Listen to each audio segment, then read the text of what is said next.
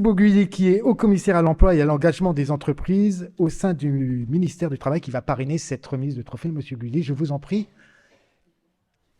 Vous êtes branché. Quelques mots, s'il vous plaît. Merci, ravi d'être parmi vous, de retrouver tous ceux qui font avancer la commande publique. Ça fait plaisir quand même pour le petit clin d'œil de voir le partenariat avec Envie Autonomie, puisque je me souviens qu'en 2018, effectivement, avec French Impact, on les avait retenus, et ça montre que les bonnes idées sont souvent des idées qui viennent du terrain, mais il avait fallu débloquer deux, trois trucs au PLFSS et puis dans la loi économie circulaire, et on voit que du coup, ça a de l'impact sur le terrain, donc tout cela n'est pas vain. Ce qui est pas vain, bah, c'est évidemment l'action qu'on mène sur les clauses sociales.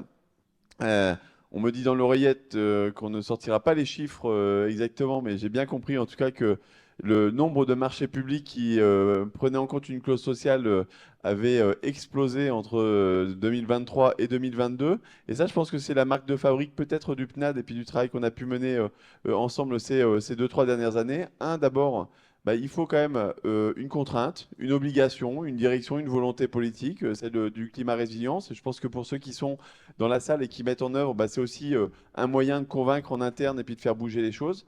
La deuxième, c'est qu'il ne suffit pas juste de l'obligation, mais il faut après accompagner les acheteurs publics. Donc ça a été brillamment dit par le commissaire général, mais c'est une palette pour qu'on puisse développer les clauses sociales. On a parlé de la formation sur les MOOC, on a parlé du marché de l'inclusion pour faciliter le sourcing et puis l'accès à. Moi, je parlerai aussi des facilitateurs sur lesquels, avec le ministère du Travail, on finance le développement des facilitateurs. C'était un travail qu'on avait mené avec l'AVE, enfin l'Alliance Ville-Emploi. Donc on a de plus en plus de facilitateurs. Un facilitateur, on est passé à 38 ETP créés. Enfin, l'effet emploi, c'est 38 ETP. Et on a multiplié par 10 en 10 ans le nombre de l'impact des facilitateurs sur les clauses sociales. Donc il faut qu'on continue d'investir et vous pourrez compter sur le ministère du Travail, de l'Emploi et de l'Insertion et d'Olivier Dussopt pour pouvoir soutenir ça. Voilà, et puis je crois que nous avons un formidable lauréat qui nous Oui. vient.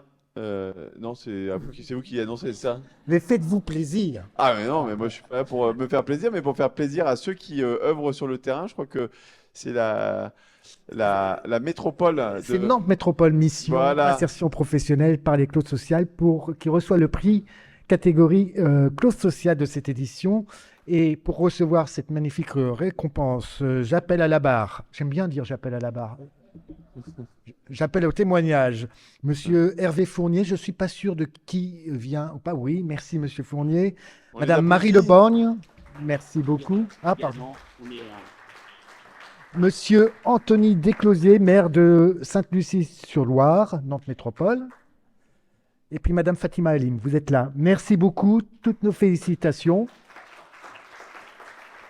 On va procéder à la photographie. Alors, Nantes Métropole qui achète des dispositifs d'appui vélo auprès d'une structure d'insertion par l'activité économique. Qui veut nous expliquer de quoi il s'agit et nous dire pourquoi on a eu raison, on a eu forcément raison de vous attribuer ce prix cette année? Alors, je vais laisser Marie et Fatima expliquer un petit peu la démarche qu'on a eue à travers ce marché. On est très fiers à Nantes Métropole d'avoir des agents qui sont, vous avez parlé tout à l'heure, Thomas, d'audace. Et c'est vrai que les agents doivent développer de l'audace, de l'agilité dans la mise en œuvre des clauses de la fameuse loi climat et résilience notamment. Et donc nous, avec Anthony à la métropole, on peut avoir des ambitions politiques, on écrit un SPASER, vous le connaissez, on a des grands axes de travail, mais si derrière il n'y a pas des agents qui sont impliqués, évidemment, mais un peu plus engagés sur ces mêmes sujets, on n'arrive pas à obtenir des résultats et à être valorisé par des médias comme celui qui nous accueille aujourd'hui. Donc je suis très fier d'être avec Marie et Fatima aujourd'hui qui incarnent l'AMO que Nantes Métropole a internalisé, puisque nous, les clauses d'insertion sont internalisées dans le suivi et elles ne concernent pas simplement les achats de la métropole ou de la ville ou des communes comme Saint-Lus-sur-Loire, mais également 70 acheteurs publics du territoire. Donc en fait, on a un rôle aussi d'appui conseil pour tous les acheteurs publics. Voilà, je voulais poser ce cadre. Et juste avant de passer la parole, je suis d'autant plus honoré au nom de Nantes Métropole de recevoir ce prix qu'il est remis par Monsieur le Haut-Commissaire à l'Emploi. Vous savez que les clauses sociales, c'est un des leviers des politiques métropolitaines de l'emploi. Il y a d'autres dispositifs à côté, hein, et donc les métropoles sont très fortes, très ambitieuses sur la question de l'emploi. Et j'en profite pour le rappeler à l'heure où les décrets d'application de France Travail revisitent un peu la gouvernance pour vous dire que les métropoles sont là, sont prêtes, sont au plus près du terrain via les clauses sociales et via d'autres dispositifs. En tout cas, c'était le message. Vous m'avez donné un micro. Je passe aussi ce message-là. Merci Marie. beaucoup. Merci beaucoup. Si Merci, vous, gentil. vous nous rappelez qui vous êtes et... Donc, je suis Marie Leborgne, je suis responsable de Voilà. la mission clause sociale. Donc, effectivement, on est une équipe de convaincus, de passionnés et on accompagne tous les acheteurs du territoire pour que l'insertion intègre l'achat. Ça fait 20 ans que sur la métropole et la ville de Nantes, l'insertion fait partie de la commande publique avec des résultats concrets. Je vais laisser Fatima dire un mot du marché avec lequel on a candidaté, dont on est très fiers. Mais au-delà de ce marché, on a systématisé le fait de passer des marchés réservés aux structures d'insertion. Donc, on étudie systématiquement les besoins d'achat avec ce prisme insertion. Et dès que l'on sait qu'une structure d'insertion, quelle qu'elle soit, peut répondre aux besoins, on invite l'acheteur à réfléchir et on le sensibilise à l'insertion pour faire en sorte que naisse ensuite un marché réservé. On a en ce moment même 74 marchés réservés aux structures d'insertion qui sont en cours et qui font leurs preuves. Et donc on est fiers. Je vais passer la parole à Fatima pour parler de ce marché d'appui vélo et des résultats. Merci, bonjour, donc je suis Fatima Halim, j'accompagne les acheteurs publics sur Nantes Métropole à mettre en place le dispositif des clauses sociales. Donc vraiment ravie et merci pour ce trophée dans la catégorie clauses sociales. Au-delà de mettre en lumière le fait qu'on a une solution locale pour un besoin technique, ça met aussi en avant le travail de la structure d'insertion par l'activité économique ATAO pour des personnes qui sont très éloignées de l'emploi. Et dans les coulisses, peut-être pour vous montrer aussi, avant d'en arriver là, on a évidemment une bonne volonté, une volonté politique qui nous permet d'enclencher les choses. Mais on l'a rappelé tout à l'heure, il faut aussi argumenter, convaincre. Et c'est là qu'on entre en jeu, nous, dans notre rôle de facilitateur des clauses sociales, pour rapprocher quelque part l'offre de la structure d'insertion et la demande de nos collègues de la direction de l'espace public et de mettre en place ce dispositif. Nous, aujourd'hui, on a 2 années de recul sur ce marché et on en tire deux bénéfices.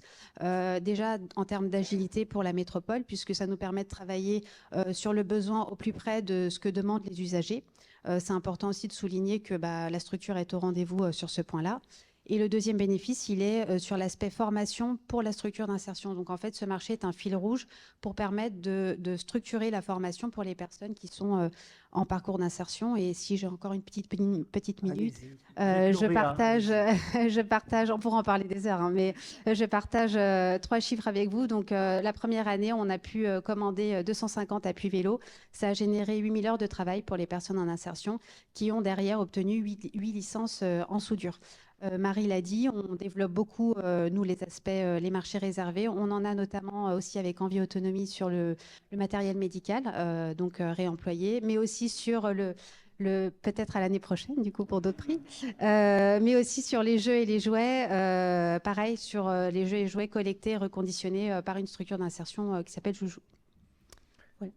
Oui, les lauréats ont droit à tout. En fait, on n'a pas cité la structure d'insertion encore, qui est ATAO, qui est une structure... Ah, pardon, excuse-moi, donc je redis, parce qu'il y a plein d'acheteurs publics, et notamment de l'Ouest. Donc, ATAO est une structure d'insertion qui est un atelier et chantier d'insertion qui emploie des personnes éloignées de l'emploi et qui a plein de secteurs d'activité et qui peut répondre aux besoins des acheteurs. Merci beaucoup. Monsieur le haut-commissaire. Non, juste puisque il m'a volé ma conclusion. Non, mais c'est parfait. D'abord les clauses sociales et puis les politiques publiques, pourquoi on les porte main dans la main avec le ministère du Travail, c'est parce que c'est vecteur d'emploi et que cet emploi, en fait, il se crée localement. Et on voit bien là que c'est cette action-là qui fait que du coup, on crée des emplois là où, typiquement, si on n'a pas envie d'autonomie, on va acheter beaucoup ce matériel médical en dehors de France. Donc, c'est bon pour l'écologie, c'est bon pour l'emploi. Et ça se passe dans les territoires. Et donc l'idée même de France Travail et de ce qu'on porte, c'est bien de territorialiser les politiques d'emploi et du coup de faire en sorte que le partenariat soit le plus fort possible avec évidemment les élus locaux et les métropoles. Donc la main est largement tendue et dans les Pays de Loire, il se trouve que on avance très vite sur France Travail et qu'on sera ravis de le faire avec la métropole, la métropole de Nantes. Voilà. Et donc je pense que la commande publique et les politiques d'emploi, même combat. Donc merci à tous pour votre mobilisation. Merci beaucoup, monsieur le commissaire.